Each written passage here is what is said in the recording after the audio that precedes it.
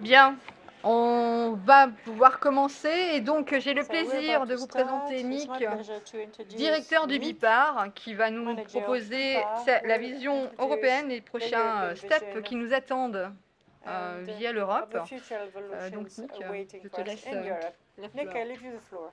Merci beaucoup Nathalie, merci Berthe et le conseil d'admin d'APCAL pour l'invitation. Très content d'être là, merci d'être venu après le coffee break. Je vous conseille, donc ceux qui veulent écouter en français, il y a des casques. Et si vous voulez voir clair pendant ma présentation, vous devez sortir ce casque-là. Merci aux sponsors d'ailleurs, c'est superbe. Voilà, mais vous en aurez besoin, je crains. Mais après, vous attendra encore Berthe et puis des boissons. Donc ça, c'est très bien hein, pour un tout petit peu, je dirais, calmer les esprits. So, ladies and gentlemen, thank you very much. Mesdames et messieurs, merci beaucoup. BIPAR, la Fédération européenne, les membres, 150 membres dans tous les États membres, des agents, des courtiers, des intermédiaires financiers. Vous pouvez voir tout cela sur notre site Web. Alors, je vais essayer d'être plus bref que ce qui m'était imparti au début. J'avais prévu 2 heures et on m'a dit, bon, il faudra réduire le temps, mais il y aura un panel après coup. C'était très intéressant, ce panel, au fait. Voici votre cadre réglementaire, plus ou moins. Cela est issu de l'Europe. Si ça ne venait pas de l'Europe, ce serait venu de vos législateurs nationaux et ça aurait peut-être été encore pire que cela. En réalité, avec ces règles, il y a encore des règles qui manquent, par exemple le droit des entreprises, etc. Mais ça, c'est un autre chapitre. Ça, c'est propre. Ce sont les règles communes à toutes les entreprises. Et pour notre secteur, ce sont des règles très spécifiques et applicables. L'anti-blanchiment, la finance durable, le marché des capitaux, le MiFID 1, MiFID 2, IDD. Alors, la directive sur la distribution des assurances, la répartition des assurances. Alors, il y a maintenant le marketing à distance pour les services financiers, pour la directive sur les marchés financiers. Et je vous parlerai de cela un peu plus tard. Alors, quand je présente cela aux régulateurs et aux politiciens au niveau européen, ils me disent « Wow, c'est un secteur extrêmement réglementé. » Et puis, quand on commence à expliquer que ce n'est pas un cadre stable, là, ça change. Par rapport à la finance durable, par exemple, vous savez que tout cela est encore en pleine évolution, mais on doit déjà appliquer des règles. Des règles, et très concrètement, l'EIOPA, la semaine dernière, a lancé une consultation sur le FFDR. Le FFDR n'est pas encore complètement appliqué dans la législation nationale, mais il pense déjà à la changer. Essayer de travailler dans un environnement comme celui-là, c'est pas facile et ça n'encourage pas non plus les investissements, ça n'encourage pas la stabilité financière pour le secteur. Ça n'encourage pas non plus une perspective à long terme. Alors, on a maintenant DORA. DORA qui interagit avec toutes les autres cellules parce que c'est un processus de résilience numérique. L'année dernière, je vous avais dit qu'on était en train d'avoir un débat et de retirer DORA de notre ligne de mire, si vous voulez, parce qu'on avait calculé que pour chaque intermédiaire, chaque office, chaque bureau d'intermédiaire, ça coûterait 25 000 € par an pour être en conformité pour se mettre en conformité avec DORA. Alors maintenant, je peux vous dire qu'ils ont écouté nos conseils et qu'ils nous ont exemptés du champ d'application de DORA. Donc, toutes les PME, les intermédiaires de moins de, disons, 250 personnes, etc. Et pour tous ceux qui sont dedans, on est en train de discuter d'un cadre plus proportionnel. En réalité, on travaillera tous en réseau d'ici quelques années. Donc, une fois que ce système sera au mieux de sa forme, fonctionnera à plein tube, on sera plus résilient en termes de sécurité numérique. Alors, ce DORA avec le RGPD protège les données des clients et DORA, en fait, impose des règles à l'assureur et aux plus grands intermédiaires, à toutes les banques, des règles par rapport à l'infrastructure en termes de réseau, de système Wi-Fi, etc. Presque des règles militaires, on va dire. Alors quand on voit maintenant ce qui se passe dans le monde, les règles, les guerres qui se font aussi par voie numérique, on doit se protéger contre ces attaques. Alors il y a le Brexit qui est arrivé au milieu du jeu de qui, pour les marchés qui travaillent à l'international comme le Luxembourg. Ça suscite des réflexions et peut-être quelques difficultés aussi. Alors, on est aussi dans la directive sur le marché à distance, le DMFSD. Le comité IMCO dans le Parlement européen vient juste d'approuver une adaptation de cette législation, ce qui veut dire qu'il y aura, en termes généraux, on vous enverra d'autres détails par la suite, il y aura une période de refroidissement de 15 jours pour tous les produits financiers qui seront achetés à distance et en ligne. Donc 15 jours de rétractation, si vous voulez. Donc pour une assurance voyage, par exemple, ça c'est très positif parce que on peut prendre une assurance pour 15 jours ou 15 jours avant, puis après on résilie. Voilà, on verra comment ça se passe dans la pratique. Ce que je voulais vous montrer ici, c'est que par-dessus le marché, on a aussi beaucoup de règles qui s'appliquent à nous. Et ce qu'il faut savoir, c'est que ces règles ne sont pas stables. Ces règles sont continuellement en changement. Pourquoi? Parce que il y a davantage de puissance dans l'autorité de supervision. L'autorité de supervision qui est toujours une vigilance au niveau national et au niveau européen. Ils sont davantage régulateurs que surveillants, si vous voulez. Alors, les autorités nationales de supervision au niveau national sont aussi conseillers pour leur ministère. Ils travaillent sur la réglementation et ils développent toutes sortes de règles, de niveaux de règles avec des nuances et de détails divers et variés. Alors, le RGPD, l'AML, anti-blanchiment, donc en termes d'anti-blanchiment, j'ai entendu dire ce qui s'est passé au Luxembourg, donc alors on nous pousse à adopter ces règles AML. La directive cadre sur le blanchiment d'argent est également en révision au niveau européen et je pense qu'on devrait être considéré comme un secteur qui ne doit pas contribuer à des activités terroristes ou activités autres de blanchiment d'argent. La question peut se poser de savoir si ce cadre est et reste toujours efficace et effectif. Peut-être qu'il y a d'autres façons de gérer ce problème, entre guillemets. Alors, j'en reviens à cette diapositive parce que vous verrez que ça devient déjà un peu flou, comme on dit en français. Et je compatis avec chacun d'entre vous parce que vous, dans vos entreprises, dans votre activité, vous devez être conforme et adapter en permanence votre conformité. Et nous, en tant qu'association, nous avons aussi le droit de voir clair dans ce cadre. Parfois, les politiciens ou dans la commission, ils travaillent en silo et nous, on doit voir ça de façon transversale. Quel est l'impact transversal que tout cela peut avoir sur notre secteur?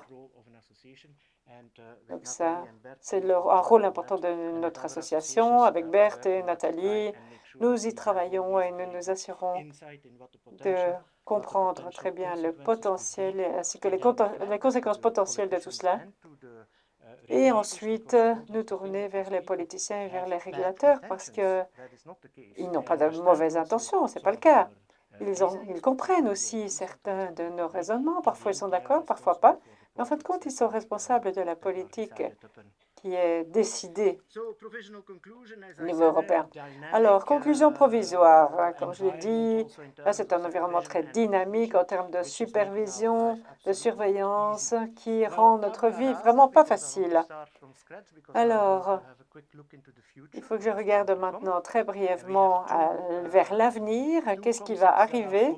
Il y a deux concepts qui émergent. Le RAS, ça a déjà été mentionné, la stratégie d'investissement au détail.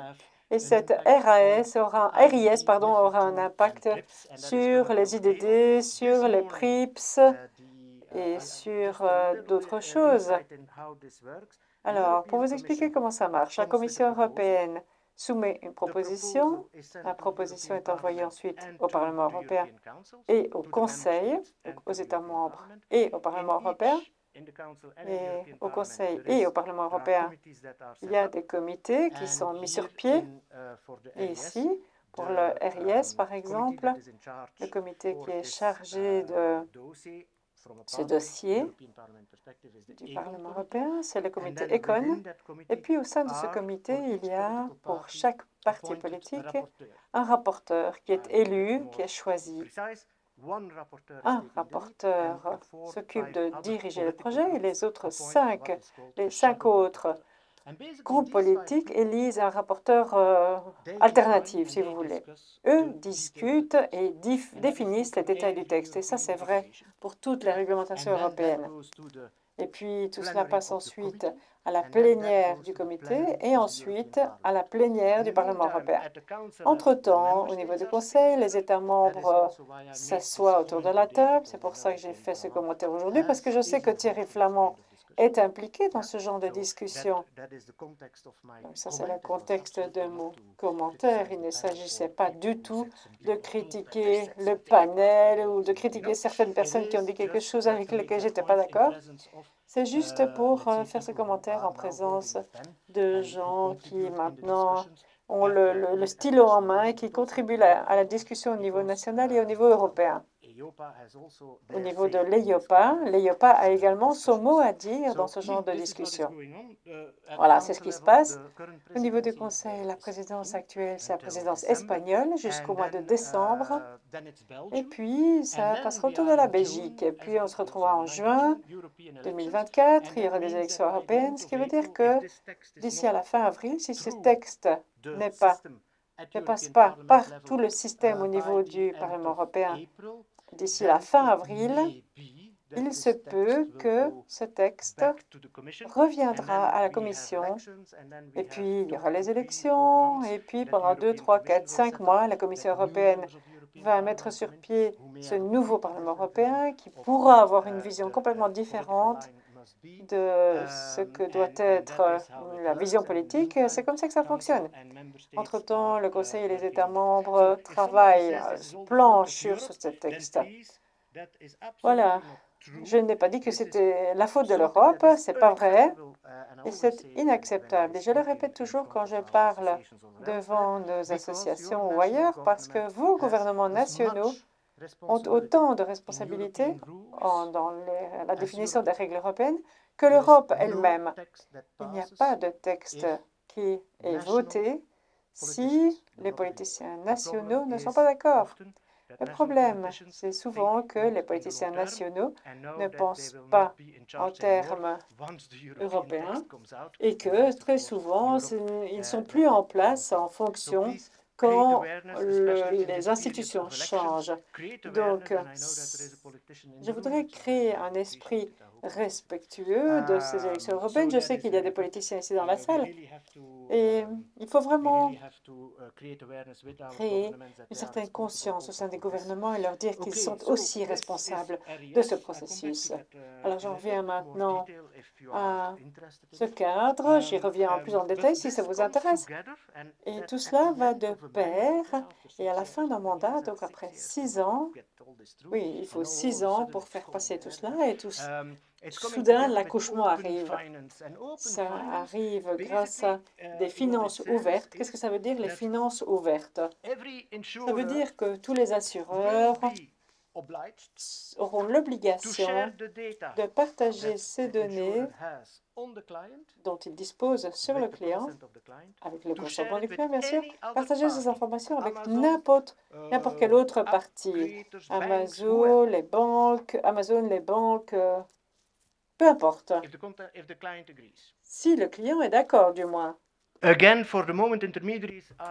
pour le moment, les intermédiaires sont absents parce qu'ils ne sont pas en conformité avec les réglementations DORA. Mais on ne sait pas trop si, même si on est exempté ou exonéré, ça ne veut pas dire que nous ne sommes pas obligés de partager les données. Par exemple, lorsque l'on va dans le détail du texte, on lit l'expression, y compris les données qui sont utilisées pour les besoins de la conformité, etc.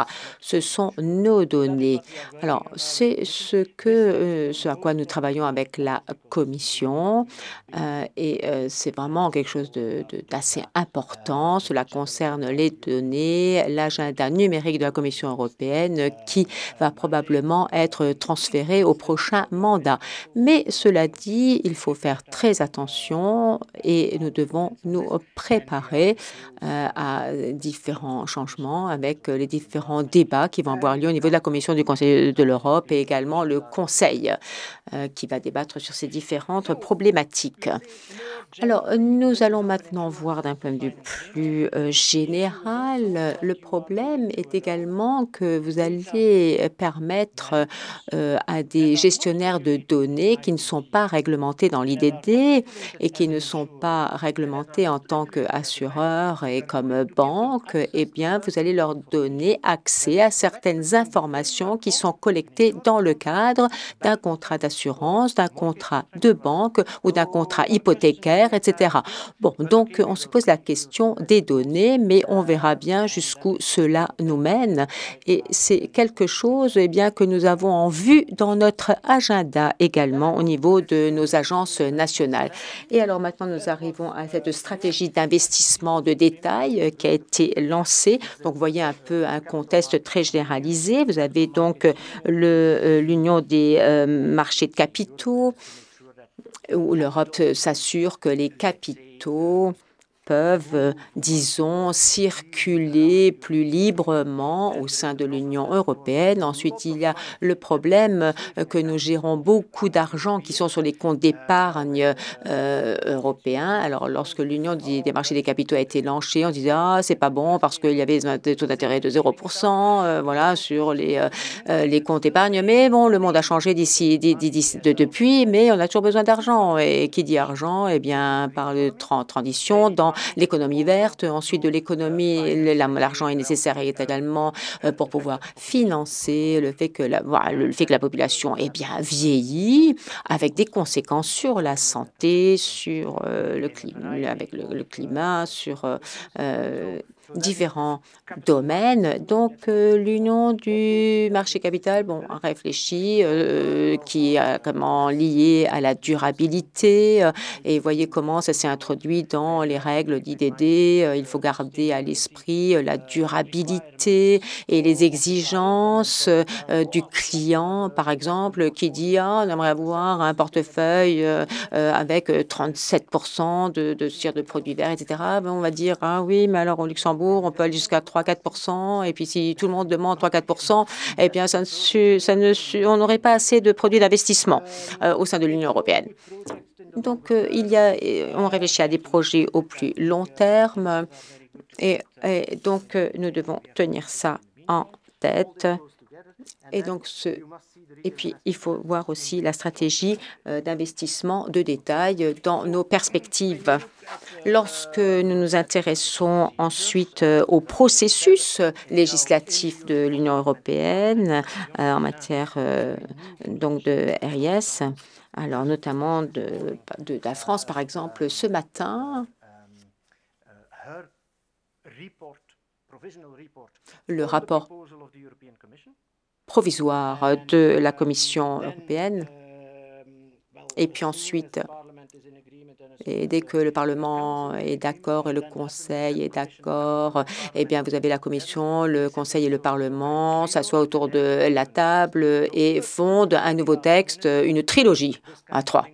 Voilà. Et bon, ensuite, bien sûr, tout peut changer, aller dans toutes les directions. Donc, on ne va pas paniquer dès le départ, hein, on va attendre, mais il est intéressant de voir le concept qui est introduit. Je vais passer rapidement, puisque j'ai dit que les choses vont probablement changer. Mais il y avait le texte de Madame Young-Courtin dans mon équipe, et donc une personne de mon équipe qui m'a envoyé une analyse rapide d'un document de 30 pages. Donc, je vais essayer de ne pas vous dire de mensonges, mais je vais vous donner quelques informations sur ce qui a peut-être changé. Ce qu'il faut comprendre, c'est que la stratégie d'investissement de détail s'intéresse donc à la partie investissement. Il y a la partie générale et la partie qui est applicable à l'IBIPS. Et je pense que la législation nationale reflète un peu cette logique. Et donc, cela dit, la Commission donc, a décidé donc sur des 26 articles qui sont là pour la partie non-vie. Ils en ont changé 16 sans qu'il y ait des évaluations d'impact, sans qu'il y ait de consultation. Je ne dis pas que tous ces changements sont mauvais. Probablement, ils étaient bien intentionnés. Mais bon, le principe, cela va avec le principe donc, de la bonne législation qui est remise en question, voir un peu ce qui va arriver, notamment donc, sur la stratégie d'investissement de détail. Et donc, lorsque l'on parle de cela, on parle d'IBIPS également. Voilà, donc je vais peut-être m'intéresser à la partie IBIPS pour vous donner quelques exemples donc, avec l'effet que cela peut avoir donc, sur le non-vie. On a changé quelques définitions, par exemple, notamment le marketing numérique, puisqu'on parlait de numérisation, les exigences de rapport. Si vous avez plus de 50 clients, donc au-delà de la frontière, eh bien, il faut rapporter tout ça à l'IOPA. On verra.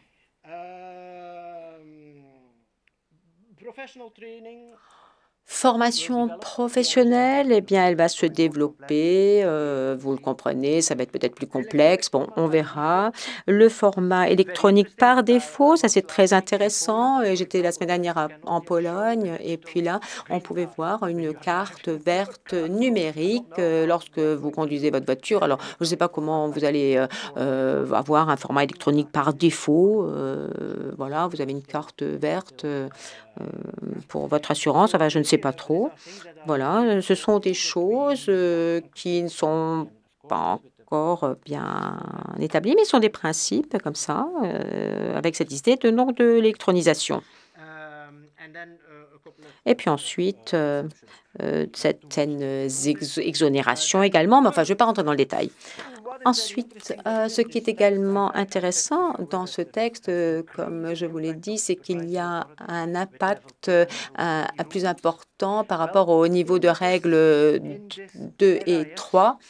Dans ce RIS, donc dans cette stratégie d'investissement de détail, eh bien, on fouille dans tous les documents. Il y avait 17 mandats qui ont été donnés aux autorités de supervision pour pouvoir interpréter entre guillemets, avec la commission de conseil, etc., niveau 3, 17 concepts qui devaient être sans processus démocratique, qui devaient être affinés, sans processus démocratique. Alors, il y en a, j'en vois certains qui rient, mais bon, il faut savoir que Carlos était le secrétaire général de l'IOPA il y a quelques années, donc il sait de quoi je veux parler. Mais c'est incroyable parce qu'on entre dans le processus de subsidiarité. Les États membres n'auront plus le droit d'adapter certains concepts à leur propre législation nationale. Alors, je n'ai pas entré dans le chapitre EBIPS parce que je n'étais pas censée en parler, donc je passe. Et puis peut-être quelques extraits à alors il faut tout simplement informer le client d'un point de vue indépendant. Donc, si le conseil fondé sur une analyse large, plus restreinte des différents types de EBIPS, etc. Il y a une évaluation périodique également qui est intéressante de l'adéquation. Ensuite, nous verrons jusqu'où cela nous mène. Dans le texte MiFID, par exemple, si vous informez votre client que vous lui donnez un conseil indépendant, vous avez une commission et de l'UVD, par exemple, si vous donnez une information, eh bien, les États membres peuvent interdire. Donc, vous avez donc une information indépendante en Allemagne, par exemple, même les textes. On a regardé les textes et la traduction des textes.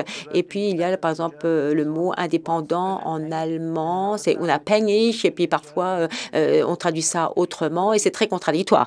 Mais bon, c'est le concept. Le concept devient une affaire politique et on va voir jusqu'où cela nous mène. Donc, ce concept de l'indépendance qui peut être accepté ou peut-être refusé. Alors, il y a des propositions de la Commission commencent par un système de panel. Alors, certaines personnes diront que c'est faux. En septembre l'année dernière, on a commencé à dire qu'on voulait introduire donc une interdiction de la part de la Commission. Alors, tout le monde était contre et la plupart des personnes acceptaient une fédération qui semblait représenter les consommateurs au niveau européen. Et puis, les socialistes également qui semblaient penser que au Parlement européen, il y avait un groupe social en pensant qu'une commission d'interdiction serait peut-être nécessaire. Parce qu'on a un système de commission qui crée l'effet de mutualisation. Et donc, les personnes peuvent utiliser les expériences de certains, des riches, ils peuvent le partager avec les autres, enfin, etc. Donc, voilà ce dont il s'agit. Et puis, la proposition introduit également la non-interdiction d'une commission. Alors, là où on donne les conseils, si le conseil est en conformité avec un nombre d'exigences ou de demandes. Alors, s'il n'y a pas de conseil, alors, eh bien, on interdit la commission. Mais lorsqu'on donne du conseil, le texte dit, oui, alors vous pouvez avoir une commission à condition que vous pouvez montrer que vous travaillez en accord avec les intérêts du client, du consommateur. Et pour pouvoir prouver que vous travaillez donc dans l'intérêt du client, eh bien, vous devez fournir la preuve et donc vous passez un test d'adaptabilité, vous faites des recommandations et vous devez recommander. Alors, je ne sais pas si vous pouvez imaginer en tant que conseil, si vous pouvez recommander 3 choses à vos clients. Je pense que vous pouvez en recommander une seule, hein, mais bon, c'est intéressant. Alors, vous devez recommander également, peu importe si le produit est adapté au client ou pas, si est adapté au... Vous devez proposer le produit le meilleur marché, ce qui est drôle, que ça réponde ou pas à ses attentes. Et puis ensuite, donc, si vous faites un test d'adaptabilité, le test doit révéler donc qu'il y a dans cette proposition des choses qui ne correspondent pas aux attentes du client. Voilà, c'est bizarre. Il y a donc la partie assurance de l'EBIP. Il y a différentes recommandations. Recommander, par exemple, un EBIP dont la couverture d'assurance est conforme aux exigences et aux besoins du client en matière d'assurance. Mais bon, alors, c'est un texte simplement provocateur, en fait. Donc, ne pensez pas que maintenant, je suis en train de dire que ces règles applicables, etc., bon, elles sont contradictoires et ce sont des possibilités, en fait, des pistes, des concepts possibles que les co-législateurs vont peut-être choisir ou décider en faveur de l'une ou l'autre. Mais ce serait intéressant de voir où tout cela nous mène. Alors, je peux vous dire déjà que sur 4 points, il y a 650 pages de texte au niveau du Conseil et tous ces gens s'assoient un peu autour de la table et réfléchissent sur les points importants, le benchmark par exemple, et le Parlement ce matin. La personne dont je parlais, qui est rapporteure, Madame Yon Courtin, eh bien, elle a publié donc un rapport et elle a dit pas de benchmark, pas d'interdiction des inducements, par exemple. Elle veut introduire, par exemple, une meilleure information des différentes données financières, donc un meilleur accès aux données financières, ce qui est un concept totalement nouveau d'ailleurs, dans ce contexte. Alors, bien sûr, on peut voir dans quelle direction vont les débats et où tout cela va nous emmener. Donc, ne vous préoccupez pas trop de tout cela pour le moment, mais je pense que c'est une liste d'éléments assez intéressants. Et donc, ces éléments, eh bien, c'est peut-être pas maintenant qu'ils vont être appliqués, ce sera peut-être à l'avenir, mais c'est la seule chose que je voulais vous montrer ici, c'est-à-dire value for money, comme cela a été débattu, même si on n'arrive pas au niveau 1 de la réglementation, on est déjà là. Le benchmark, on sait tous que pour certains de ces produits, les benchmarks sont utilisés dans les analyses par les autorités de contrôle. Elles ne sont pas publiées, ces données. Mais bon, il y a différence entre les benchmarks publics publiés pour le public et les benchmarks qui sont utilisés aux fins d'analyse. Et donc, peut-être une meilleure diffusion de l'information et où on ne peut pas non plus imputer la responsabilité concernant l'interprétation de l'efficacité des coûts. On n'a pas d'informations concernant l'architecture des coûts par rapport aux produits qui sont fabriqués donc par les fabricants. Donc, si vous êtes un producteur, par exemple, alors vous devez prendre vos responsabilités. Vous savez ce que vous faites. Mais si vous êtes un intermédiaire, eh bien, vous devez vous fier à l'information que vous avez reçue du fabricant en termes de coûts et en termes de qualité. Et alors là, il y a encore des choses à faire de ce côté-là. Alors, je ne rejette pas la faute sur qui que ce soit, mais je dis, pour être beaucoup plus efficace, eh bien, on rapporte tout ça au niveau de la fabrication, et puis plutôt que de partir du niveau inférieur où il y a beaucoup plus de difficultés et où cela est beaucoup plus cher de monitorer tout ça et puis de mettre en place les différents concepts. Donc, je pense que donc la gestion des intérêts est déjà à l'ordre du jour et je pense que mais bon, je pense que je vais laisser cet aspect-là concernant l'évaluation de l'indication du caractère approprié et rapport aux clients, différents changements qui ont lieu. Je vais passer plusieurs slides par rapport à ce que j'ai déjà dit, simplement par rapport aux documents qu'on a, la conservation des documents pendant 5 ans, par exemple, ce que Mme Courtin a ajouté, c'est que par rapport à les influenceurs,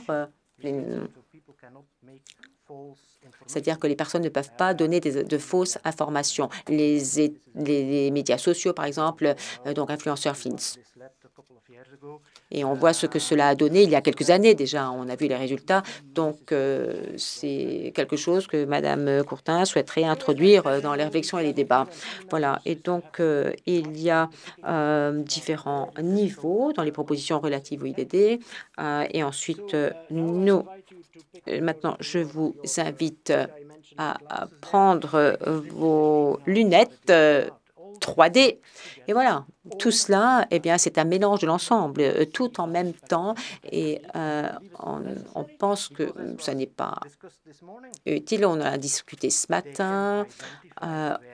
On peut identifier où se trouvent les problèmes. Les superviseurs ont le pouvoir d'intervenir là où il y a des problèmes. Alors, pourquoi le superviseur n'intervient pas?